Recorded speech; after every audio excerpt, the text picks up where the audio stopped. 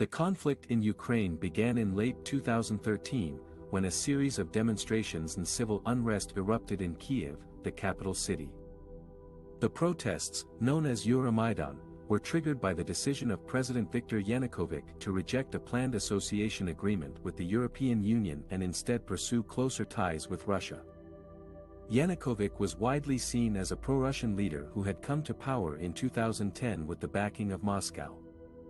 The protesters demanded his resignation and more integration with Europe.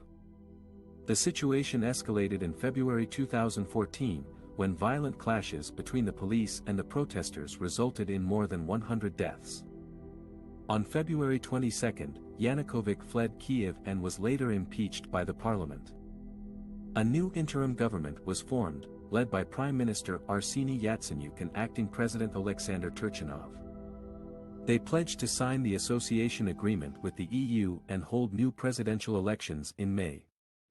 However, Yanukovych's ouster sparked a backlash in some parts of Ukraine, especially in the eastern and southern regions where he had strong support and where many people identified as ethnic Russians or Russian speakers.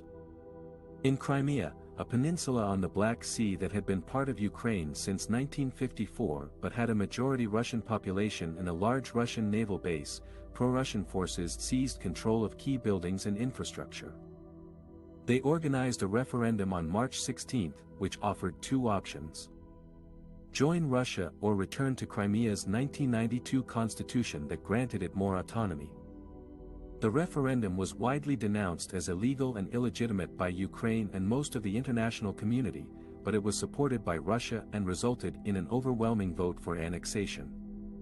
On March 18, Russian President Vladimir Putin signed a treaty that formally incorporated Crimea as part of Russia, creating two new federal subjects: the Republic of Crimea and the city of Sevastopol. The annexation was condemned by Ukraine and most of the world as a violation of international law and Ukraine's sovereignty and territorial integrity. The United Nations General Assembly adopted a resolution on March 27 that affirmed Ukraine's unity and called on all states to refrain from actions that could alter its borders. The United States, the European Union, and other countries imposed sanctions on Russia and some individuals and entities involved in the annexation. Meanwhile, in eastern Ukraine, particularly in the regions of Donetsk and Luhansk, known collectively as Donbas, pro-Russian separatists began to take over government buildings and declare their independence from Kyiv.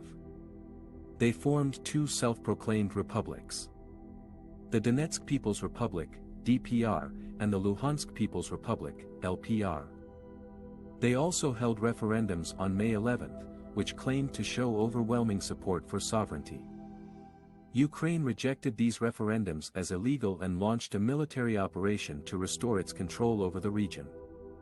However, the separatists were backed by Russia, which provided them with weapons, fighters, training, and other forms of support. The conflict soon turned into a bloody war that has claimed over 14,000 lives and displaced millions of people. Several attempts have been made to end the war through diplomatic negotiations and ceasefire agreements. The most notable one is the Minsk Protocol, signed on September 5, 2014 by representatives of Ukraine, Russia, the DPR, the LPR, and the Organization for Security and Cooperation in Europe, OSCE. The protocol outlined a series of steps to de-escalate the situation and resolve the political issues.